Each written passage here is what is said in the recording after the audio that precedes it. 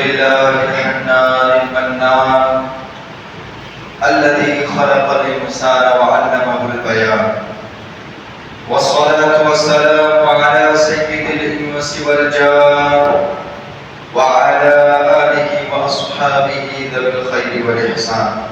أما بعد، فأعوذ بالله من الشيطان الرجيم. بسم الله الرحمن الرحيم. قال الله تبارك وتعالى في القرآن المجيد والفرقان الحميد: أعوذ بالله من الشيطان الرجيم. ألا إن أولياء الله لا خوف عليهم ولا هم يحزنون. صدق الله العلي العظيم. رسالت امام صلی اللہ تعالی علیہ وسلم کی بارگاہ پاک میں درود شریف کا تحفہ پیش کریں. پڑھیں اللہم صلی علی سیدنا شفیعنا حبیبنا مولانا محمد بارک وصلوا علیہ صلاۃ و سلام علیک یا رسول اللہ صلی اللہ تعالی علیہ وآلہ وسلم. میرے عزیزوں، آج کا یہ مقدس مہینہ ربیع الثانی کا یہ مقدس مہینہ تمام لوگوں کے سامنے سے گزر رہا ہے. اس مقدس مہینے میں سید الاولیاء، اولیاء کے سردار حضرت عبد القادر جیلانی رحمۃ اللہ علیہ کے نام پر لوگ 11ویں شریف مناتے ہیں اور ان کے لیے اپنے گھر میں محفل کو سجاتے ہیں اور ان کے نام کا محفل پاک مناتے ہیں. میرے عزیزوں، اللہ رب العزت قرآن پاک میں ارشاد فرماتا ہے: الا ان اولیاء اللہ لا خوف علیہم ولا هم يحزنون. خبردار، ہوشیار ہو جاؤ کہ اللہ کے ولیوں کو نہ کوئی خوف ہے نہ کوئی غم ہے. وہ یہ تمام چیزوں سے دور ہے، اور اس لیے کیونکہ اللہ رب العزت اپنے تمام اولیاء کرام کے لیے دوست ہیں. اور حدیث پاک میں یہ آتی ہے کہ اگر کوئی بندہ اگر کسی اولیاء کرام سے بغاوت رکھے، بغض کرے، تو رب تعالیٰ حدیث قدسی میں ارشاد فرماتا ہے پھر وہ انسان کو میں جنگ کرنے کی دعوت دے رہا ہوں. اتنی بڑی فضیلتیں میرے دوستوں اولیاء کرام کی ہے. اعلیٰ حضرت امام احمد رضا خان فاضل بریلوی علیہ رحمۃ رضوان ارشاد فرماتے ہیں: واہ کیا مرتبہ غوث ہے بالا تیرا، واہ کیا مرتبہ غوث ہے بالا تیرا، اونچے اونچوں کے سروں پہ ہے قدم اعلیٰ تیرا.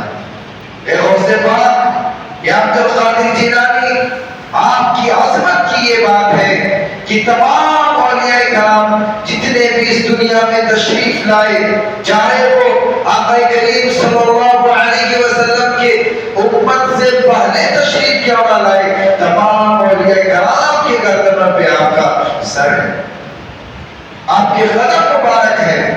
یہ عظمت، یہ رفعت اعلیٰ حضرت امام احمد رضا خان فاضل بریلوی حضور غوث پاک کی شان میں ارشاد فرماتے ہیں. میرے دوستوں، اللہ رب العزت کے بھی بڑا شکر ہے کہ ہم تمام لوگوں کو مسلمان بنایا، ساتھ میں ہم لوگوں کو یہ بھی عطا کیا کہ ہم صحابہ کرام سے سچی محبت کریں.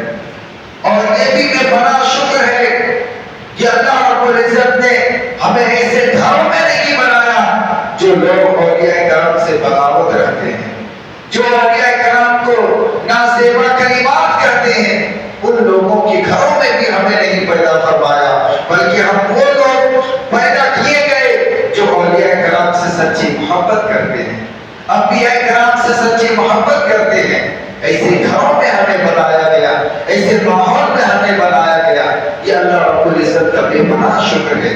نہیں تو آپ اگر وقت کا جائزہ لیں گے، ماحول کو دیکھیں گے، آپ کو پتا چلے گا کوئی آپ کو یہ کہتا ہوا نظر آئے گا: آپ اولیاء کرام کے دربار میں کیوں جاتے ہیں؟ کوئی آپ کو یہ کہتا ہوا نظر آئے گا: آپ فاتحہ خوانی کیوں کرتے ہیں؟ کوئی آپ کو یہ کہتا ہوا نظر آئے گا: آپ قبرستان میں کیوں جاتے ہیں؟ کوئی آپ کو یہ کہتا ہوا نظر آئے گا: آپ جو ہے صلاۃ و سلام کھڑے ہو کر کے اپنے آپ آقا کی شان میں کیوں پڑھتے ہیں، لیکن بے پناہ شکر ہے اس رب کی جس رب نے ہمیں ایسے ماحول میں پیدا فرمایا ہے، ہمیں ایسے گھر میں پیدا فرمایا ہے، نہ ہمیں اپنے آقا کی شان میں صلاۃ و سلام پڑھنے میں کوئی تکلیف ہے، نہ آقا کریم صلی اللہ علیہ وسلم کے سچے اور پکے اولیاء کرام ہیں، ان کی شان اور رفعت بیان کرنے میں نہ کبھی ہمیں عزت محسوس ہوتی ہے، نہ کبھی اولیاء کرام کے دربار میں جانے سے نہ کبھی ہمیں تکلیف ہوتی ہے، ہمیں ایسے ماحول میں اللہ رب العزت نے پیدا فرمایا۔ میرے عزیزوں، میرے دوستوں، اگر آپ شکر ادا کریں گے تو آپ کے پاس وقت کم پڑ جائے گا، زندگی ختم ہو جائے گی، لیکن آپ اپنے رب کی نعمت جو آپ کو عطا کیا ہے آپ کبھی اس کو مکمل نہیں کر سکیں گے۔ درود پاک پڑھیں جی، اللہم صلی علی سیدنا شفیعنا حبیبنا مولانا محمد بارک وصلوا علیہ صلاۃ و سلام علیک یا رسول اللہ صلی اللہ تعالی علیہ وآلہ وسلم۔ میرے عزیزوں، میرے دوستوں، آج جمعہ کا دن ہے اور آقا کریم صلی اللہ علیہ وسلم ارشاد فرماتے ہیں کہ جو کوئی بندہ مجھ پر جمعہ کے دن کثرت سے درود پڑھتا ہے، جو مجھ پر درود بھیجتا ہے، تو میں اسے اپنے کانوں سے سماعت فرماتا ہوں۔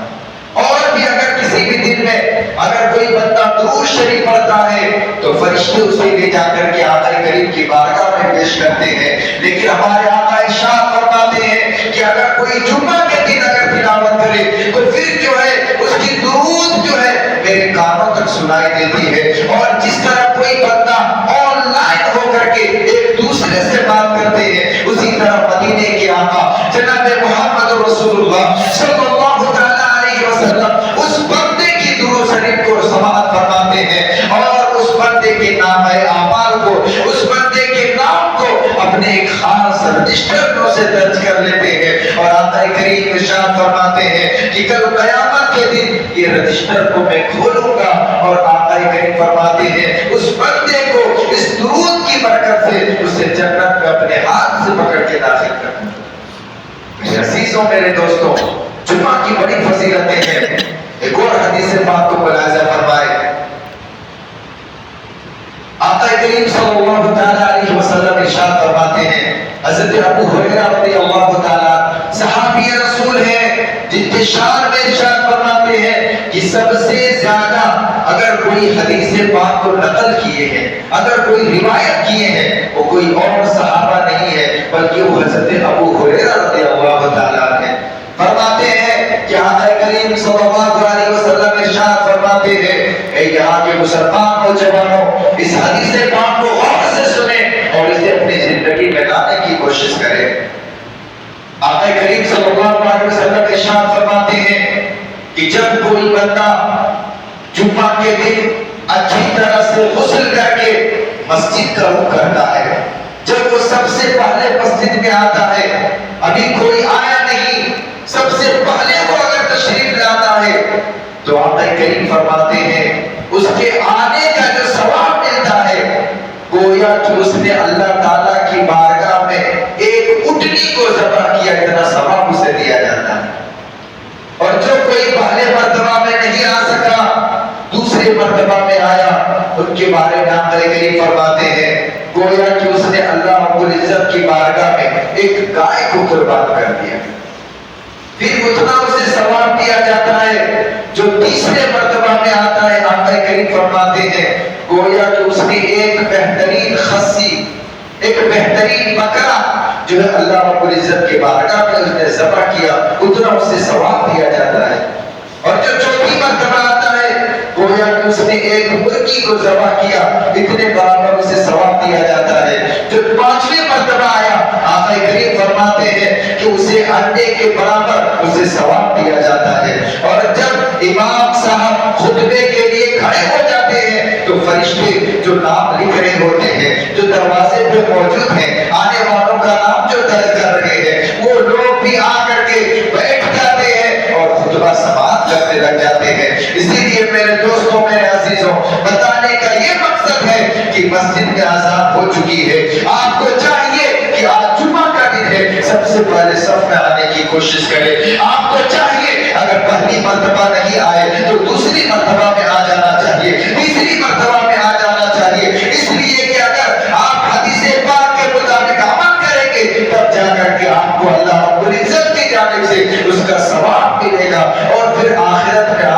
کا اجر عطا کیا جائے گا۔ اسی لیے میرے دوستوں تعداد بہت کم ہے، چاہیے کہ یہاں پہ مسجد میں جیسے ہی خطبہ شروع ہو جاتی ہے، جیسے ہی تقریر شروع ہو جاتی ہے، لوگوں کو چاہیے کہ یہاں پہ جلدی سے تشریف لائیں۔ درود پاک پڑھ لیجیے، اللہم صلی علی سیدنا شفیعنا حبیبنا مولانا محمد بارک وصلوا علیہ صلاۃ و سلام علیک یا رسول اللہ صلی اللہ تعالی علیہ وآلہ وسلم۔ حضور غوث پاک رضی اللہ تعالی ان کی زندگی کو اگر آپ دیکھیں گے تو اپنی پوری زندگی اپنے رب کو راضی کرنے کے لیے لگا دی، اپنی پوری زندگی اپنے آقا کریم صلی اللہ علیہ وسلم کے سنت پہ عمل کرنے کے لیے اپنی پوری زندگی کو لگا دیے۔ تب جا کر کے میرے دوستوں اللہ رب العزت نے وہ مقام عطا فرمایا کہ آج 800 سال گزر جانے کے بعد، 1000 سال گزر جانے کے باوجود بھی آج بھی چھوٹا بچہ جو آج کے جنریشن میں پیدا ہو رہا ہے اس کی زبان پہ یہی رہتی ہے یا عبد القادر جیلانی، ان کی بھی زبان پہ یہی رہتی ہے یا غوث اعظم، ان کی بھی زبان پہ ہوتی ہے یا عبد القادر جیلانی رحمۃ اللہ علیہ۔ یہ عظمت، یہ عزت اللہ رب العزت تمام لوگوں کو دلوں میں عطا کیا ہے۔ وجہ اس کی یہی ہے میرے دوستوں کہ وہ اپنی پوری زندگی اگر گزارے ہیں تو صرف اپنے رب کو راضی کرنے کے لیے، اگر پوری زندگی کو گزارے ہیں تو اپنے رب کو اور اپنے آقا کریم صلی اللہ علیہ وسلم کی سنت پہ عمل کرتے ہوئے، اسی وجہ سے پوری دنیا میں اسے عزت کی نگاہ سے دیکھی جاتی ہے۔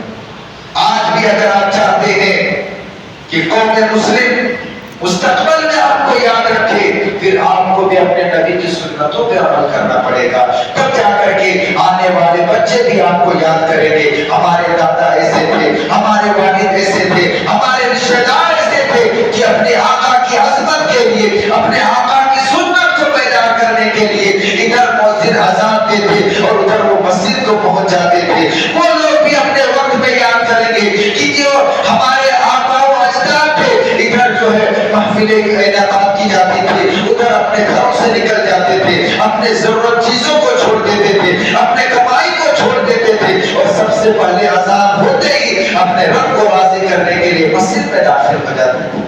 یہ عزت بھی آپ کو، عزت میرے دوستوں اللہ رب العزت آپ کے بچوں میں عطا کر دی جائے گی، عطا فرما دے گا۔ اسی لیے چاہیے کہ سنتوں پہ عمل کریں۔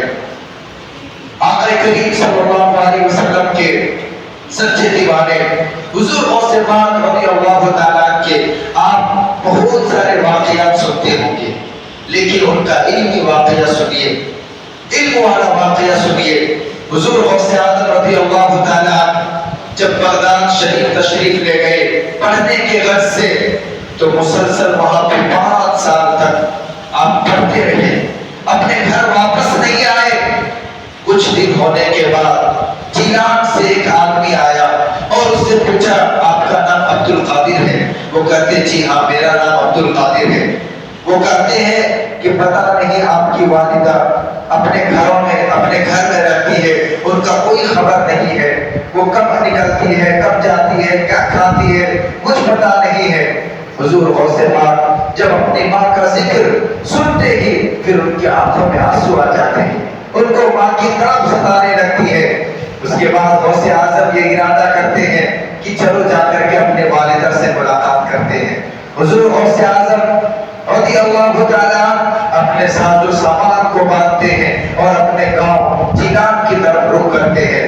جیسے ہی جیلان 1 مہینے کی سفر کے بعد جب پہنچتے ہیں تو غوث اعظم اپنے بچپن کو یاد کرتے ہیں، میں اپنا بچپن یہاں پہ گزارا کرتا تھا، اپنے ماں کے ساتھ یہاں پہ میں جایا کرتا تھا، یہاں بچے آتے تھے، اس سے ملاقات کرتے تھے، ان سے باتیں کیا کرتے تھے، اور جب میں اپنے گھر کو جاؤں گا میری ماں مجھے سینے سے لگا لے گی، میری ماں مجھے چومے گی، میری ماں مجھے اپنے پاس بلائے گی، ڈھیر ساری باتیں کرے گی۔ یہ سوچ کر کے غوث اعظم اپنے گھر کو آگے جا رہے ہیں۔ جیسے اپنے گھر کے دروازے کے پاس پہنچتے ہیں میرے عزیزوں، میرے دوستوں، غوث اعظم اپنے جو ہے گھر کے دروازے کو دستک دیتے ہیں، اندر سے آواز آتی ہے، کون؟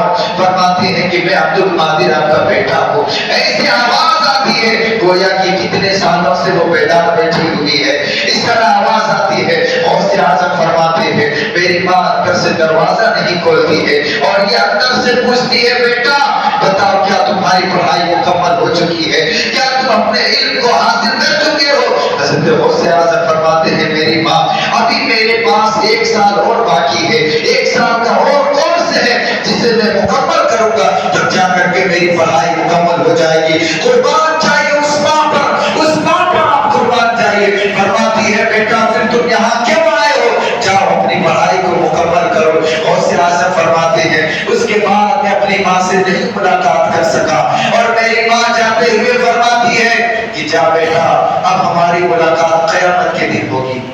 اللہ اکبر۔ غوث اعظم واپس آ جاتے ہیں، 1 مہینے کا وقت گزرتا ہے، ایک نوجوان پھر مدرسے کو آتے ہیں اور کہتے ہیں آپ کا نام عبد القادر ہے؟ حضور غوث اعظم فرماتے ہیں جی ہاں میرا نام عبد القادر ہے۔ فرماتے ہیں آپ کی والدہ کا انتقال ہو چکا ہے۔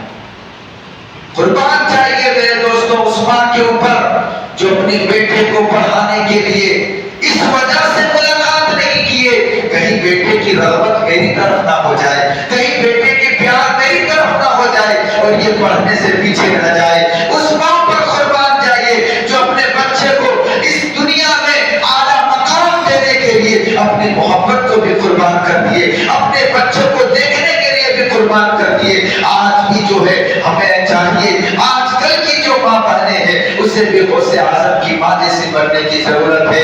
اگر آپ اس طرح بن جائیں گے پھر آپ کے بھی گھر میں غوث پاک پیدا ہوں گے، پھر آپ کے بھی گھر میں دنیا میں دین اسلام کو پھیلانے والا پیدا ہوں گے، پھر آپ کے بھی گھر میں سنت رسول کو زندہ کرنے والا پیدا ہوں گے، پھر آپ کے بھی گھر میں عالم دین پیدا ہوں گے جو آپ کو دنیا میں بھی کامیاب کر دیں گے اور آخرت کو اس کی بدولت سے آپ کامیاب ہو جائیں گے۔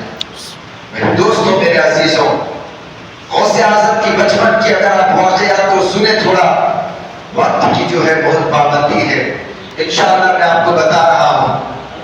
حضور غوث پاک رضی اللہ تعالیٰ جب 4 سال 4 مہینے اور 4 دن کے ہوئے تو اولیاء کرام بزرگان دین کے گھروں میں ابھی بھی ایک رواج ہے کہ اتنا عمر ہو جانے کے بعد اسے بسم اللہ خوانی کرواتے ہیں۔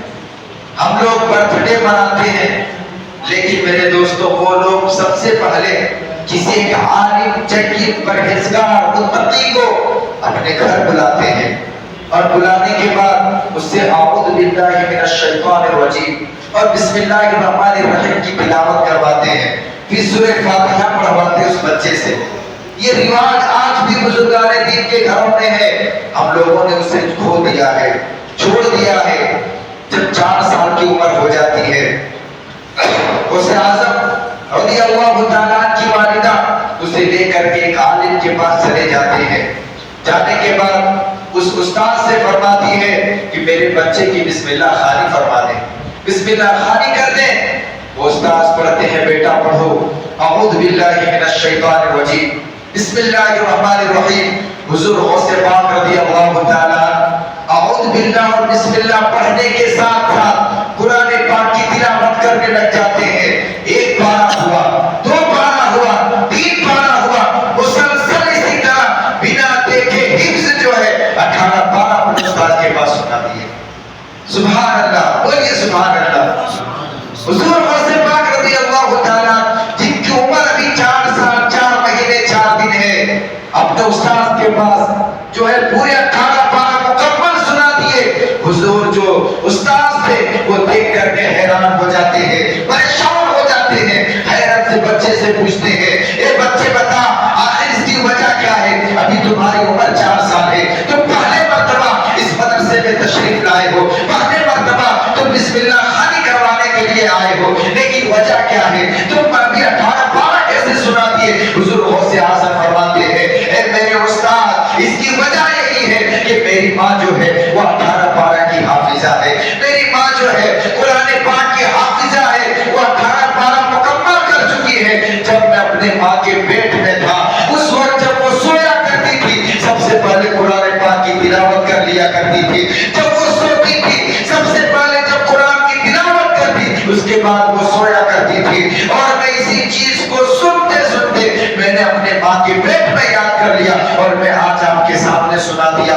वो वजह ये है मेरे दोस्तों, बताने का मकसद ये है कि आपको इससे ये पता चलेगा कि जब बच्चे अपने माँ के पेट में होते हैं तो माँ की पूरी हरकत उसके अंदर शामिल हो जाती है, माँ के पूरे काम जो है उसके अंदर शामिल हो जाती है, माँ की आदतें बच्चे में दाखिल हो जाती है, माँ की बातें बच्चे में दाखिल हो जाती है, माँ की इबादत गुज़ार बच्चे में असर करती है। लेकिन अफसोस की बात है आज के अगर माहौल का जायजा लेके जब कोई बच्चा अपने माँ के शिकम में होता है, उसकी माँ सीरियलें देख रही होती है, उसकी माँ गाली गलौज किया करती हुई नजर आती है, उसकी माँ जो है एक दूसरे की गिबत करती हुई नजर आती है, उसकी माँ जो है फिल्मों को देखती हुई नजर आती है, उसकी माँ जो है बेहयाओं को आम करने के लिए इधर से उधर भटकते रहती है। फिर वो बच्चा पैदा होने के बाद उसकी माँ की ये ख्वाहिश होती है मेरा बच्चा मुसलमान अच्छा हो जाए, मेरा बच्चा मेरा फर्मा बरदार हो जाए, मेरा बच्चा मुत्तकी और परहेजगार हो जाए। ए मेरी माँ और बहनों, आप गौर से सुने, अगर आप अपने बच्चों को मुत्तकी देखना चाहते हैं, अगर आप अपने बच्चे को हाफिज़े कुरान देखना चाहते हैं, अगर आप अपने बच्चे को आलिम दीन देखना चाहते हैं, तो आपको ये आजकल की जो मगरिबी तहजीब है इससे आपको चलने की जरूरत नहीं है, बल्कि गौसे पाक की माँ जैसे अमल किया करती थी। सोने से पहले कुरान पढ़ते थे, वो कुरान की तिलावत करती थी, वो नमाज पढ़ा करती थी, अपने रब को जिक्र और अज़कार में मशगूल रहती थी। इसी तरह आपको भी रहने की जरूरत है। फिर आपको जाकर के आपका बच्चा गौसे आम आज़म का वफादार पैदा हो नजर आएगा। मेरे दोस्तों, मेरे अजीजों, आप अगर चाहेंगे, हमें जरूरत है गौसे आज़म की माँ की जैसा बनने की, हमें जरूरत है गौसे आज़म की वालिद मोहतरम जैसे बनने की। फिर आप जाकर के आपके घर में सही नस्ल पैदा होगी। दुरूद पाक पढ़ लीजिए, अल्लाहुम्मा सल्ली अला सय्यिदना शफ़ीअना हबीबना मौलाना मुहम्मद बारिक व सल्लल्लाहु अलैहि सल्लल्लाहु व सल्लम या रसूलल्लाह सल्लल्लाहु तआला अलैहि वसल्लम। एक हिंदुस्तान की तारीख को आप मुलाहिजा फरमाएं, गौसे आज़म या गौस अल मदद कहने से क्या हमें मदद मिलती है या नहीं मिलती है, आपको इससे पता चलेगा। कुछ यहाँ पे राजाओं का ये जमाना था, एक मुसलमान खातून रहती थी हिंदुस्तान की सरजमीन पर। ये कोई बनारस की सरजमीन का ये वाकया है मेरे दोस्तों। उनके घर के सामने कुछ हिंदू औरतें रहा करती थी। वो मुसलमान औरत हमेशा बताती कि एक हम लोग के बुजुर्ग हैं, एक अल्लाह के वली हैं जो गौसे पाक हैं, उनका जो भी नाम लेता है उनकी पुकार के सुनते ही उनकी मदद के लिए आ जाते हैं। ऐसा ही हुआ, वो इतनी सुनते सुनते जो हिंदू औरत थी वो मुतासिर हो गई, वो उससे फिदा हो गई, मोहब्बत करने लगी हुजूर गौसे पाक से। एक मर्तबा ऐसा हुआ कि जो राजा जो यहाँ पे जो राज कर रहा था उनका एक सिपाही था, वो मुसलमान नाम का थे लेकिन असल में मुसलमान नहीं था। उसके बाद उसे जो है वो हिंदू औरत से मोहब्बत हो जाती है, उसको वो पसंद करने लग जाता है, उसे अपने पास अपनी ख्वाहिशों को मिटाने के लिए, उसे जो है अपने तरफ बुलाने के लिए हमेशा वो कोशिश करने लगा। एक मर्तबा ऐसा हुआ, अपने वो हिंदू अपने शौहर के साथ अपने वो मायके जा रही थी, ये रास्ते में उसका सिपाही था राजा का, वो अपने घोड़े के साथ हो जाते हैं और जाने के बाद कहते हैं कि तुम लोग पैदल क्यों जा रहे हो, मेरे घोड़े में सवार हो जाओ और तुम अपने मायके को चले जाओ। वो ये चाहता था लेकिन वो नौजवान वो औरत थी वो उसके साथ जाने के लिए तैयार नहीं हुई। उसके बाद ऐसा हुआ कि वो बार बार इसरार करने के बाद उस औरत ने कही कि सुनो, मैं एक शर्त के साथ तुम्हारे इस घोड़े में सवार होना चाहती हो, अपने शौहर के साथ सवार होना चाहती हो कि तुम मेरे साथ इस चीज की जमानत हो कि तुम गौसे आज़म का जो है उनका नाम लेकर के बोलो कि तुम मेरे साथ कोई गलत काम नहीं करोगे, मेरे साथ कोई गलत हरकत नहीं करोगे। वो नौजवान तो मुसलमान नाम का था।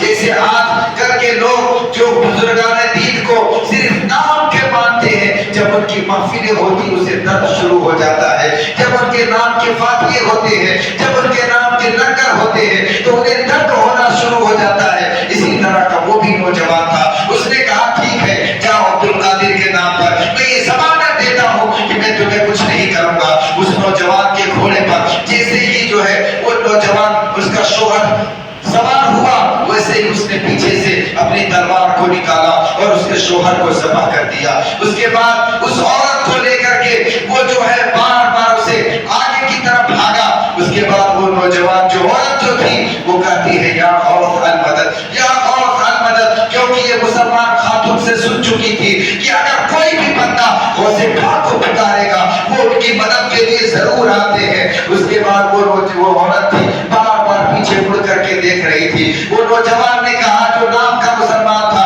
ए औरत तुम क्या देख रही हो बार बार पीछे? वो कहती है मैं गौसे पाक को पुकार रही हूँ, वो जरूर आएंगे मदद करने के लिए। वो नौजवान ने कहा कि उनका मरे हुए, नाउज़ुबिल्लाह इससे कलिमात उसने इस्तेमाल किया, उनका मरे हुए 1000 साल हो चुका है, वो कहाँ आएंगे? वो बगदाद में है, वो यहाँ क्या करने आएंगे? लेकिन वो कहती नहीं, मुझे यकीन है वो यहाँ पे जरूर आएंगे। ऐसा ही हुआ। उसके बाद कुछ देर के बाद दो नकाबपोश नौजवान सामने खड़े हो जाते हैं।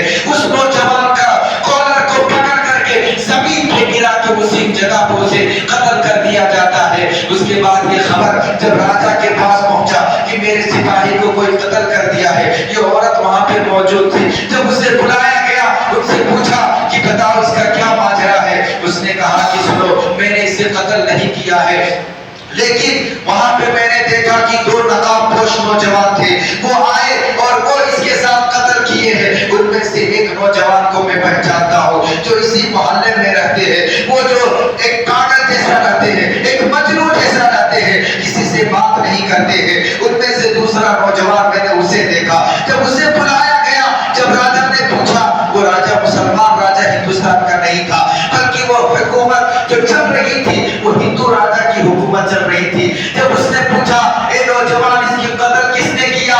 उसने कहा सुनो सुनो, उनमें से पहला नौजवान मैं था, लेकिन जो दूसरा जो नकाबपोश थे वो कोई और नहीं बल्कि वो शहंशाह बगदाद हुजूर गौसे पाक थे, और वो हमारे साथ आकर के उसे कत्ल किए हैं और इनकी मदद फरमाए हैं। मेरे अजीजों, मेरे दोस्तों, आप भी अगर मुसलमान होकर के पुकारेंगे, दिल से पुकारेंगे, गौसे पाक आएंगे, आपकी बिल्ली बनाएंगे और आपके तमाम परेशानियों को दूर कर देंगे। यही हमारा अकीदा है और इसी चीज के साथ हम आज दुनिया में रहेंगे भी और जिएंगे भी और बुजुर्गाने दीन से सच्ची मोहब्बत करते रहेंगे। अल्लाह रब्बुल इज्जत की बारगाह में दुआ है, मौला करीम हम तमाम ही लोगों को बुजुर्गाने दीन से सच्ची मोहब्बत करने की तौफीक अता फरमाए। व आखिरु दावाना अल्हम्दुलिल्लाहि रब्बिल आलमीन। अस्सलामु अलैकुम व रहमतुल्लाहि तआला व बरकातहू।